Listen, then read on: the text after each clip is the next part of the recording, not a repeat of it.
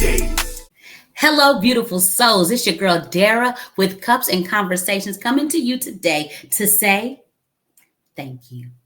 Thank you, thank you, thank you. Thank you so much for an amazing first season. Season 1 ran from January to December of 2024, and it has been an amazing season. I cannot thank you all enough.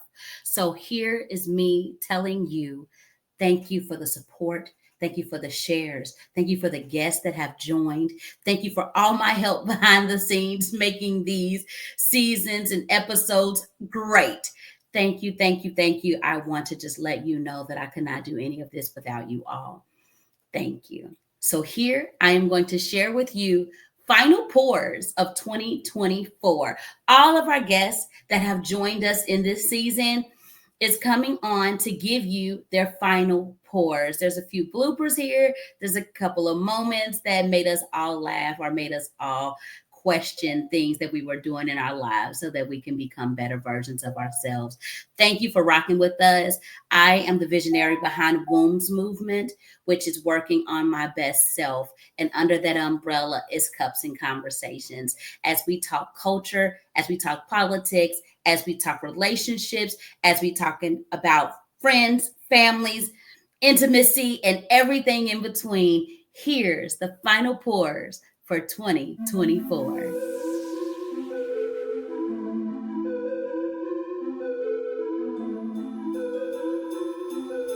So that you realize that you don't have to be a victim to anyone else. If you don't like the circumstances that you're in and you don't like the way that your life is going, or you feel like sometimes people are taking advantage of you, then you have to look at the situation and say, what am I doing that allows people to feel comfortable taking my time and taking my space or using me in a way that I feel like I'm being not utilized but used. And that's not healthy, but it's your life and it's your space and it's your time here on earth. So you do have to do the self work and try to figure out, what can I do differently? What can I do differently to where I don't feel as if I'm being victimized? Because at the end of the day, you do control your space and your time and your life in the world that you're going to live in. So it does fall back on you. I love the accountability piece. You hear me? Right. You should be calling in 3, 2, 1. Hello. Hello. Why you keep calling? I blocked you. I said, because I love you. I also brought this rose, just another symbol there that life sometimes has beauty in it, but it also has some places that are rough and they're thorny and that hurt, but just to never negate or toss. Sometimes we say toss the baby out with the bathwater. Realize the beauty that lies in front of you and understand that with that beauty, sometimes there's going to be some hard places that you've got to touch or go through, but it's going to be all right. Yes, baby. All right, yes, babe. Practice self-love, practice self-care. Give yourself some grace. Be patient with yourself. You're human. You're going to make mistakes. It's okay. But just try to develop some good habits of positivity, something that's going to build you up, make you happy. Do things that you love, not that your mama love, your husband love, your boyfriend love, your friend love, something that you love that's going to make you happy from the inside out. Because how you feel, it pours out into other people. Let your light shine. When you're happy, you do things better. You do things happy. You speak happy. You think happy, positive, right?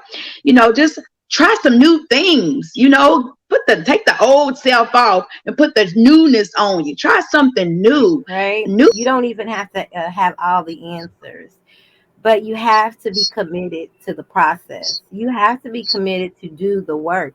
You have to be committed to the journey. You have to constantly dig within, ask questions, within yourself. Do your self inventory. Most of all, if nothing else, as we've been talking about, pray, you guys. Pray. But to whomever your higher power is, mine is God. So I'm seeking them daily. But pray and be intentional. But be committed to you.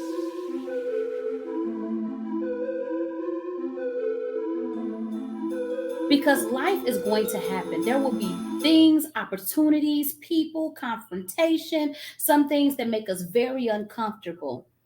that when it approaches us, the first thing we want to do is clap back. But it's time out for that. If we are on the journey for growth, we cannot continue to clap back. We have to pause first so we don't say something that we're going to need to take back. We need to pray about it so that we can make sure we have correct guidance. And then we process it in our journal. Take as long as you need to process. There's nothing that you have ever done that he will not take you and put you where you are supposed to be. It doesn't matter how many times you've gotten knocked down.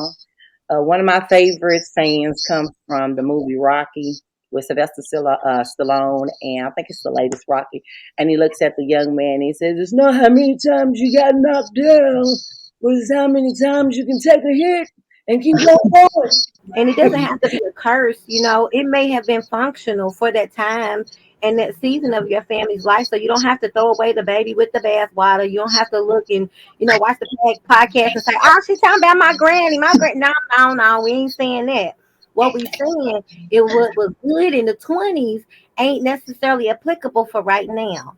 So pause, make sure you're praying, think about what's going on, and ask yourself, is it still purposeful in this season? Thank you, Granny, for the ham. I'm glad I got the information because now I don't have to cut my ham no more. Because right now in this season, I got like 3, 4 kids and I need the front end. Okay.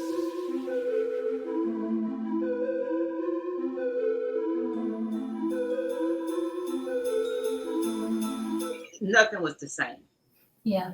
Everything around me was him. There could be moments that I would have breakdowns where I'm like, why? Mm-hmm. You know, so being afraid is real, especially when you have somebody that's real, that you really love. And losing that person, I don't wish that on nobody.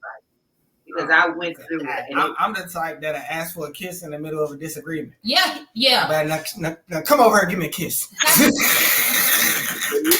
Wait a minute, I like that. He does that. He says that, George. He say love is. He said it's hard to fight love. That's what he said. It's hard to fight love. That is kind of a safe space, our peace, our safe haven. So, with that being said, what can you explain to people the difference? Not only besides what you give people, but how do you determine who gets to come in that inner circle and that safe space? No, so that's a really good question. I feel like there's a lot of layers to that. Like a lot of the times it's a vibe, it's a connection. Sometimes it's situational, right? Like but I pour nothing but love to everybody. And as long as everybody pour love back to me, we're good.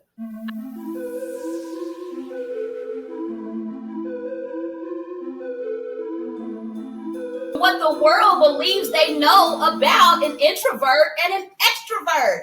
So, first things first, Jaleisha and Christina, have you ever felt like you were misunderstood being an introvert or an extrovert? You know, people may think what they think as far as, oh, an introvert's a pushover or extrovert's always extra. But are those things true? Jaleisha, you want to speak on, have you ever been misunderstood? I'm always misunderstood. People believe that I'm weird because I just sit back and just observe everybody else before I start speaking out. I'm just quiet. I just like to sit back and watch how everybody else reacts so I could just join in. Definitely. Understood. What about you, Christina? Have you ever been misunderstood being an extrovert? It's actually kind of funny because I think that most people kind of get it right. Like most people, if they tell you about me, it's typically the good and the bad is pretty spot on. And I think that's usually because I kind of like I am what I am. You get what you see. But I think that the like tail of that is that people think that that's it. Like that what they see is the total of you, which is like the misconception.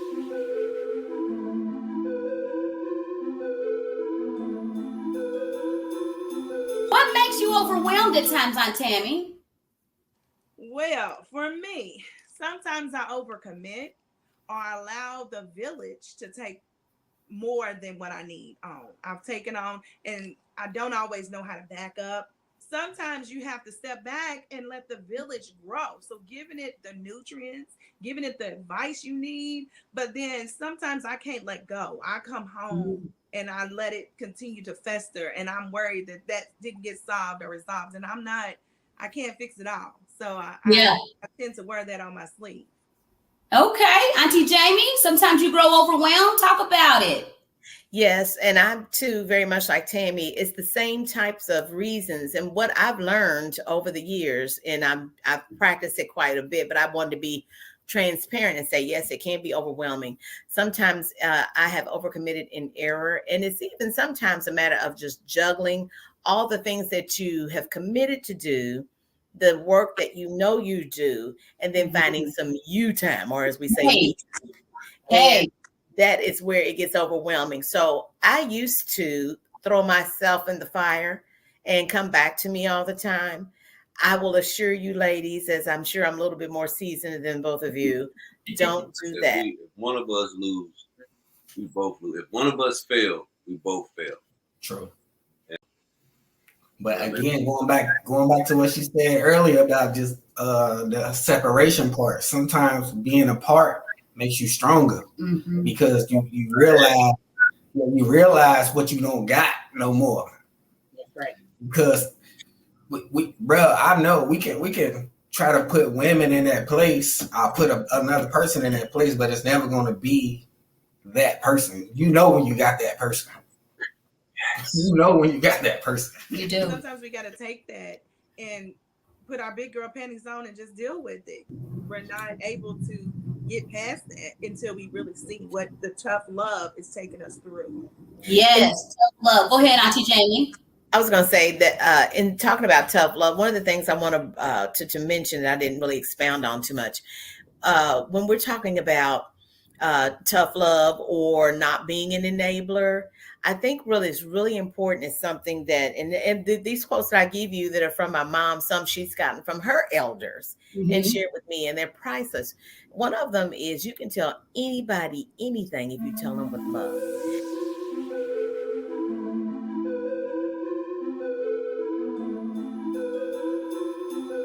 Question number 2. Has your child ever embarrassed you? Thumbs up, thumbs down. Yes? Okay. All right, let's talk about it. Mama, tell us a time that your child embarrassed you. Which one? All of them have. All of them. All 3 of them have embarrassed me. Anything if you tell them with love. And with that being said, sometimes we just need to call a spade a spade. You know, like I said, the get along, go along train. I can't ride that because it'll set you up and slide you down to where someone is and they're trying to come out. So what we want to do, and what I've learned to do a lot of times, especially as I've talked to people, that you can tell sometimes when people want you to co-sign rather than tell them what time it is. I go on and let them finish the whole shebang. And when they're done, I flip it back on them and ask them, what is it you're really sharing this with me for? Because I want them to admit they're looking for somebody to co-sign. Again, if everything comes easy, what do you know about hard? Okay. These kids are very knowledgeable. They're smart, but they're not weak. They just don't know any better about some things because some of these mothers are so close to their ages and the kids are taking care of their mothers because of certain things that they're doing. So the mothers won't chastise them and tell them right from wrong because they're helping them be able to guide these kids, like little birdies, because they all gonna start out not knowing anything. And if they ain't trained right, they're gonna go in the wrong direction. Yes. So that's what we pride ourselves in, is the fact that we make sure that everything is on the straight and narrow.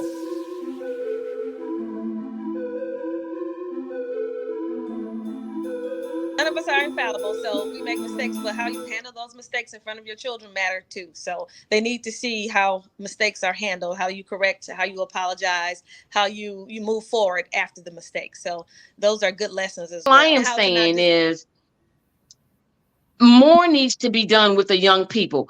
Some of them don't know, and it's our job as adults to let them know, to tell them what they're missing, tell them what they need to do, and not beat them across the head and not be mean, because sometimes they don't come to us because the way we come to them. So we need to watch the way our approach and not be so negative, and we'll get more positive out of them. But now that I do, and we got this baby, we gonna raise this baby. All of us are gonna raise this baby. This baby is now all of our baby. And what you need from me, I'm gonna give you that. And she was the same way. What you need from me, I'm gonna give you that, because we want to make sure that this baby has everything that he needs. And as long as he's been on this earth, he has had everything that he needs. Like, and I am not babies. Even at 20, when I gave birth to them, I felt like they were blessings from God. You know, the babies are blessings, regardless of how they got here. God meant for them to be here. They're blessings from God. So, and I feel like they helped me grow up and mature. And they encouraged. My babies were the reason I actually continued to go to school, because I wanted to show them that if I could do it I had 3, I had another one. So if I have 3 babies and I went to school full time and work full time, I wanted to eliminate their excuses for accomplishing their goals. So I always, use them as my, motivation once they were here, to not think of them as something that was holding me back, but they actually motivated me to do more and to be a great mom, and try to, not a perfect one, but a great one, and try to just do my best to take care of them and give them what the tools, not just money, but, plant seeds and instill some things in them that, I knew they needed for life. So.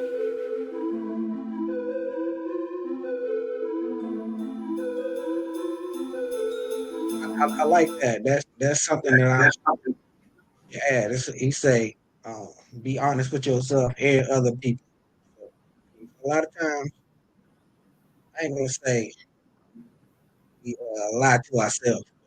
We tell ourselves, we do, bro. We tell ourselves lies, man, built on our pride to make us feel better, good. to make us feel like our decision is the best decision. Like, all right, yeah, because, and then we just fill ourselves up with BS on our ego. So just being true to ourselves and realizing that is a strength. Yes. And what's special about my cup is the saying that it says on it. Sometimes we forget how awesome that we are. So this is just a reminder. When it comes to divorce, sometimes it's a mutual agreement that it's time, like in a Tara case where you're saying that you all outgrew each other. Was that mutual, or did you feel like you outgrew? Mutual. It was me raising my hand saying, hey, we need to do something. If we don't, then I'm a big communicator. Like, I will definitely tell you, hey, I'm seeing flares, like red flags. Let's talk about this. But you only can communicate with so much by yourself. So it led me into drinking more, thinking that was healing me, which it was actually hurting me. So, man, don't never be scared to talk to nobody. If you got somebody you trust and you can talk to, man, talk to them. I didn't know who Jasmine was anymore. Right. So I started, figuring out things I like, going to the movies by myself, working out. I lost like 40 pounds, just focusing on me to get me back and be separate. I encourage that you find your focal point. And what I mean is you find that person you can talk to. You set you some boundaries. You set you some standards in any relationship. And remember that you can do anything after a divorce, after all the drama has settled. Just give yourself that time to breathe, because everybody needs that breathing room.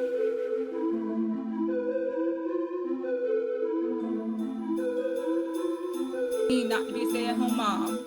That's if you want to take care of your children. I did it for 2 years. It was great, but you still need an outlet. Even if you have an Etsy shop or something, something where you bringing in your own income, just for a rainy day, just in case. You know, So never. when it comes to raising your children, what are a few things that you feel like is amazing about being a father, Marcus? I would say the time and watching them develop, grow into the person that they actually want to be instead of trying to force them to be somebody they don't want to be. For those that are in your life, whether they're your children, your nephews, your nieces, goddaughters, godsons, step up and show them something different. If you have not already, like, subscribe, and bang that bell so that you don't miss any content. Right. I want to go back to the quote from the beginning. It says, "He who conquers himself is the mightiest warrior, the strongest warrior, the one who control and can overcome their emotions and desires. Like strengthen yourself. Like don't be easily moved by things. Like Tell us something great about yourself. What does greatness look like? Me, I'm gonna say I'm honest, like I'm a real honest guy, and I'm good at talking to you, being able to talk to people, and I'm very relatable. I love it. I love it. Let's talk about that honest part, because I know you said you're honest, like Josiah. Sometimes the world ain't ready for honesty. What do we do with that? You got Is it sometimes challenging when people's seasons are up in your life, though, as far as to let that person go or tell that person that, hey, your season is over? Yeah, it's gonna be, but it's better for you in the long run. You gotta realize who your real friends is and realize who you need to stick with. Kimari, tell us something about you that is great.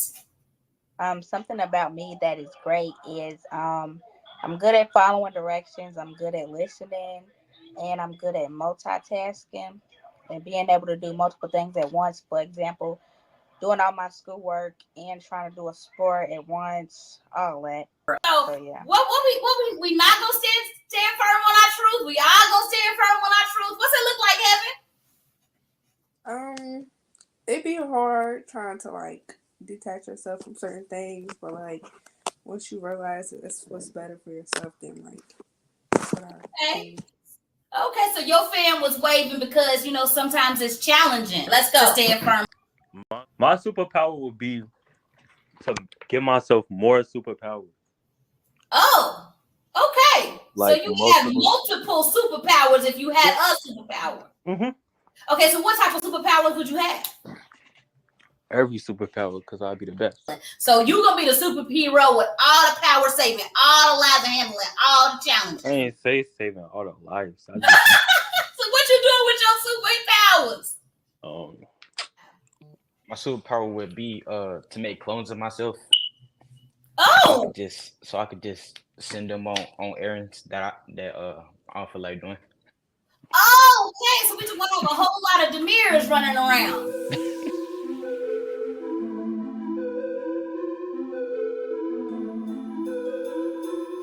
You need honest people in your life. So when that light comes in, you really do have an effect on other people around you, and that darkness seems to dissipate every single day, moment by moment, opportunity by opportunity, week after week, month after month, year after year, decade after decade. It's a lifetime journey, and it's pretty amazing. I know I outgrown some friends, like people that I was like around a lot growing up that I don't talk to anymore. Know that. All right. Do you feel like it was a good thing to outgrow them, or do you kind of feel like, dang? It's some friends that it's like a dang, but then there's also some friends that I was like, yeah, I needed to outgrow them because they wasn't like good for me. Got you. I say people too. Just like certain people's only there for a season and episodes and stuff like that. So I just think at a certain time that you need people, and whenever they need to go, you feel me? That's their time to go. Some people ain't gonna be able to stay with you forever. Got you. Had been in a narcissistic relationship with a man that for, I don't know, 15 years, and had finally reached the point that I understood my worth. And I understood my participation in allowing these things to happen. Yes. So I had to take some step backs and look at myself. But leaving this man and the abusive relationship and not understanding why you stay in it, I finally was like, okay, you know what? You just can't do this anymore. You can't take on all this darkness, all this negativity. I didn't even recognize myself anymore. Had no idea. Peer pressure looks like people trying to make you do something that you already said no to, and they just keep on and keep on and keep on. And sometimes you'll eventually do it. Sometimes you won't. Had no idea who I was. I looked at myself in the mirror and I said, you know what? It's time. It's absolutely time to heal and move on with life and stop hurting. Because when you hurt other people. And you have to take responsibility for that. And you have to help them heal as well. What would your superpower be and why? Super speed. Super speed and why? Because when I do hair, it be taking a little too long. Too long. I was like multiple clients in a day. I can't be stopping and doing other things. Healing is confronting the thing. Healing is looking a thing eye to eye and saying, no longer will I allow you to have power over me. That's right. And that's with relationships with the opposite sex, same sex, parents, children, family members, friends. Nothing is off limits when it comes to things being toxic in your life, things that you have to heal from. Because sometimes people don't even know that they're hurting you.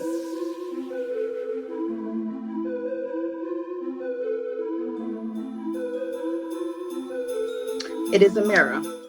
And I chose to put this item in my cup because it allows me to look inside the mirror and see myself and speak to myself, speak life into myself, speak power into myself, speak positivity into myself, because being a new business entrepreneur is hard. It's so hard. And sometimes I don't give myself enough grace. So I look in the mirror and speak positive affirmations to myself, let myself know I can do it. Greater is coming. So in order for you to be able to move on, you have to forgive that person so that you can heal. That forgiveness is never about them. So that healing is never about them either. It's not about has an egg allergy, so that has made me step into that world of vegan and start taking those allergies more serious, because I see that there is a community of people who have allergies who don't have access to decadent sweets. A lot of grocery stores don't offer, vegan and gluten-free type of desserts that don't come in frozen, I should say, that are homemade. So I like to cater towards that group of people and anyone really with the sweet tooth. So I am self-taught, and a lot of it had been trial and error and giving away sweets for free and getting feedback from people. So I do everything myself. Talk to me about the people in your life, because people think when you start a business that you loaded. You got all the money in the world. Talk to them about the reality. These sons of mine, they the first people. Yes, money do not grow on trees. People think that as entrepreneurs and we have our businesses and our companies that that we just have money. It, you know, we're still growing in our journey and growing in our businesses as well. You know, we have a lot going on.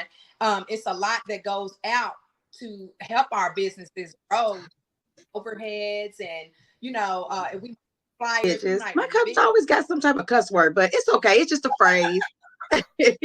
Meaning I'm 40, and just because I'm 40 doesn't mean that I can't do a new venture, a new business venture, you know, as I did Iconic Slay. Actually, and inside of my before I even had this business idea, I literally was praying and I was like, God, please give me a job where I can be home with my baby that is not a boring, you know, sit at a desk, work from home job. I know those are popular. I knew that wasn't for me. And he gave me, you know, baking. It's something that I can do with my baby strapped to my back in a carrier.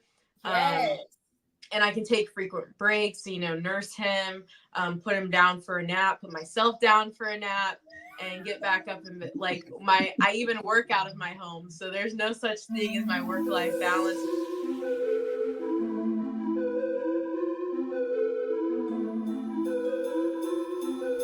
So we have a lot of people that's entrepreneurs, such as myself. We sometimes have more money going out before it's coming in, you know, or it's going out. So money do not grow on trees. As an entrepreneur, I can say, you know, it's a journey and it's a struggle.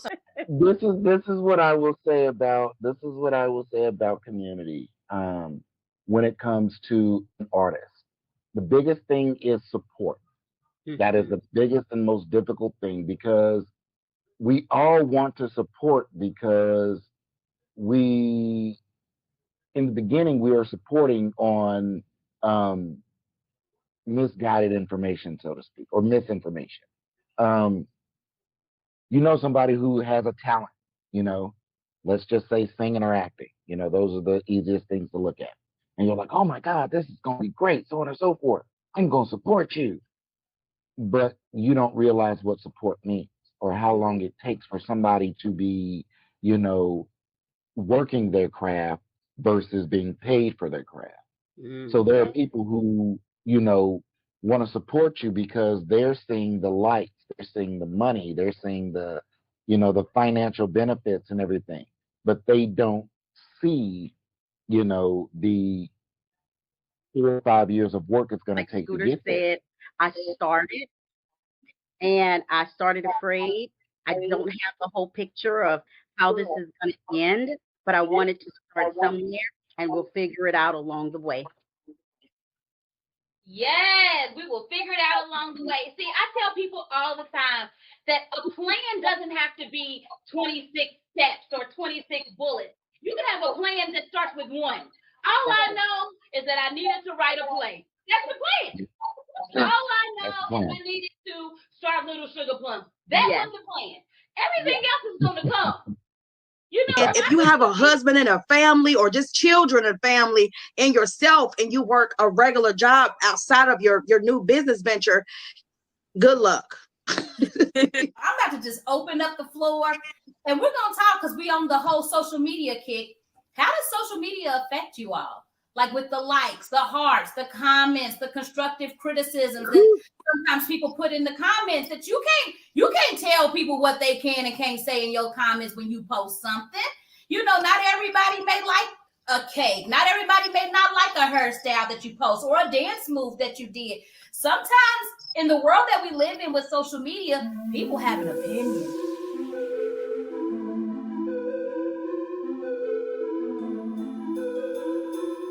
More upset with the person who was like, it's okay. Because then I'm like, oh, this is terrible. I got to do something.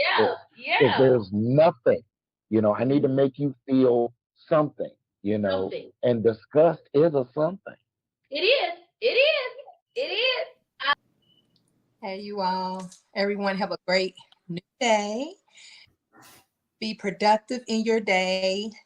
I would say live out your dreams and your goals. Go for it. Faith over fear. You can read. You know, I will tell you, as I was just sitting and listening and just enjoying this moment with you all this evening, the one thing that keeps coming to mind is that life happens to all of us, right? There's no one person in this world that has not been through a situation that has been tough. And when life happens, sometimes we're able to get up and rise to the challenge and get over it ourselves. And other times we might need a little bit of help, right? So the resilience that we talk about tonight, you don't have to go at it alone. Find your tribe, find your community. And even if you need to go to outside sources, right, getting a counselor, a life coach, finding a church community, whatever works for you.